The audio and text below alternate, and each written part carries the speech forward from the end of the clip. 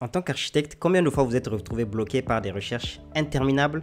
Tout ça pour vérifier si votre projet respecte bien les normes en vigueur. Salut YouTube, aujourd'hui je vous partage un outil qui pourrait vous éviter bien des prises de tête. Cet outil c'est Archinorm et dans cette vidéo je vais vous montrer pourquoi il pourrait bien devenir votre nouveau meilleur allié. Mais d'abord, c'est quoi Archinorm? Archinorm, c'est tout simplement une plateforme dédiée à la gestion des normes et réglementations en vigueur dans le secteur de l'architecture en France. On le sait tous, naviguer à travers les règlements locaux, les normes de sécurité ou les règles d'urbanisme peut être un véritable enfer. Et la mission d'Archinorm, c'est justement de nous faciliter ce processus-là en centralisant toutes les informations dont nous avons besoin dans un seul endroit. Je vous montre. Donc me voici dans l'interface d'Archinorm et la première chose que je vais faire, je vais cliquer sur accéder aux normes. Et là, l'interface me propose de sélectionner mon bâtiment. Donc, en fonction du type de projet que j'ai, j'en sélectionne un. On va faire un test avec les logements. Et du coup, naturellement, l'interface va me demander à quelle famille d'habitation appartient mon logement.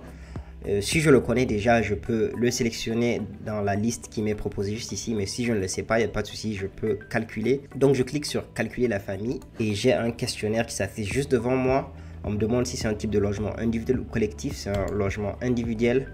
Le nombre de niveaux, c'est sur 2 niveaux. Ensuite, on me demande si c'est un logement isolé, jumelé ou en bande, c'est un logement isolé. Et hop, j'ai ma réponse. Mon projet appartient à la première famille. Mais bien sûr, je peux le changer. Par exemple, au lieu de 2 niveaux, je peux lui demander, en fait, j'en veux 3. Et hop, c'est toujours un logement isolé. Et là, je vois que mon projet, il est directement passé à la deuxième famille. Comment est-ce que tout ça c'est calculé? Eh bien, c'est très simple. Là, sur méthode de calcul, on a juste à cliquer.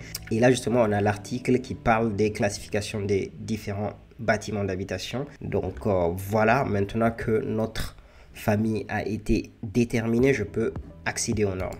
Et là, hop, je suis dans l'interface de mon projet. Donc, ce que je vais faire en premier, je vais d'abord l'enregistrer. Hop, le nom du projet, je peux mettre logement test et je sauvegarde. Et là, je suis à mon interface principale où j'ai accès aux normes.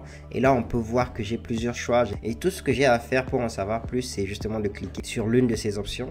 Quand je clique sur enveloppe et structure, j'ai des fiches de résumé. Par exemple, je vais sélectionner le recoupement vertical. Donc là, j'ai la fiche résumé du recoupement vertical. Et là, on voit qu'il y a 2 points qui, lorsque je les survole, j'obtiens des informations supplémentaires. Par exemple, là, on a le bloc porte du mur de recoupement. Je vois que c'est coupe-feu de 30 minutes et un ferme-porte obligatoire. Et là, pour le mur de recoupement, il faut un mur chaque 45 minutes et un coupe-feu d'1 heure. Et c'est vraiment pas mal les fiches résumées parce que justement, c'est les condensés des articles de loi que l'on voit juste ici qui sont résumés ici dans des fiches résumées vraiment pratiques.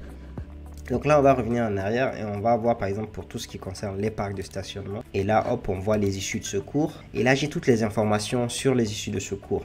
Donc lorsque je survole, j'ai les différentes parties. Donc il y a les sas, les escaliers, la distance maximale à parcourir. On va aller par exemple sur les escaliers. On voit que la largeur est supérieure ou égale à 80 cm. Il faut des matériaux incombustibles.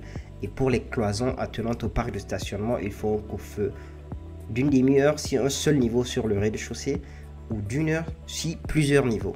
Donc voilà, franchement très rapidement j'ai accès aux normes, je trouve que c'est vachement pratique. Et s'il y a une fiche qui nous intéresse en particulier, on peut venir l'épingler juste ici. Et hop, là c'est épinglé et retrouvé là dans votre boîte à outils. Donc du coup je vais dans la boîte à outils juste ici. Et lorsque je viens fiche résumée, j'ai ma fiche résumée que j'ai épinglée juste ici. Donc c'est très pratique lorsqu'on a des fiches en particulier que l'on veut avoir très rapidement à portée de clic. Et donc du coup on les épingle et on les a très facilement. Je n'ai pas épinglé des articles de loi, mais si je les avais fait, je les aurais retrouvés aussi juste ici. Il y a une fonction vraiment sympa que je souhaite vous montrer, c'est la fonction recherche que l'on peut trouver entre autres sur la page d'accueil. Donc là, je peux par exemple taper n'importe quel mot-clé et obtenir les résultats qui y sont associés.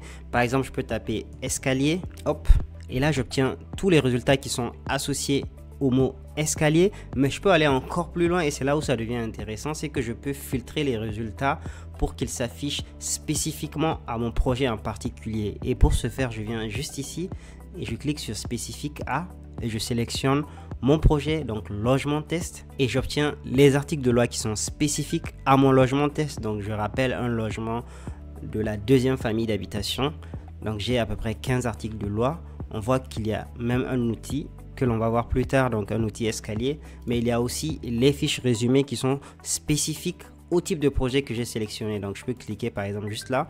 On me demande à quel type d'escalier est connecté votre circulation horizontale. C'est un escalier à l'air libre.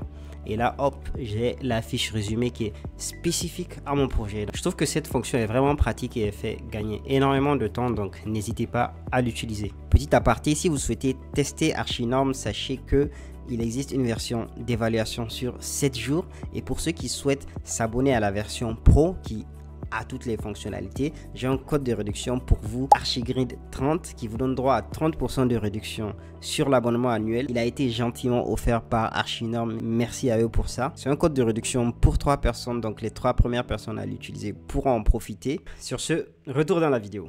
Et tant qu'on est dans la boîte à outils, du coup, je vais vous montrer une fonctionnalité très intéressante d'Archinorm. C'est justement pour tous ceux qui est dimensionnement. Là, par exemple, je peux y aller avec les escaliers.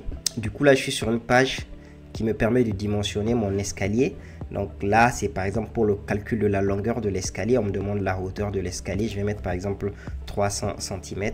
Et voilà, j'obtiens une longueur hors palier de 5,32 mètres. Et là, on a tout ce qui est marche, donc nombre de marches 19, le giron est de 28 cm et la hauteur des marches est de 15,8 cm. Et là, on voit que on a plusieurs outils. Il n'y a pas que les escaliers, il y a aussi tout ce qui est pour les calculs pour les personnes à mobilité réduite. Par exemple, là, lorsque je viens dans les sanitaires, j'ai toutes les informations dont j'ai besoin pour respecter les normes vis-à-vis des sanitaires pour les personnes à mobilité réduite.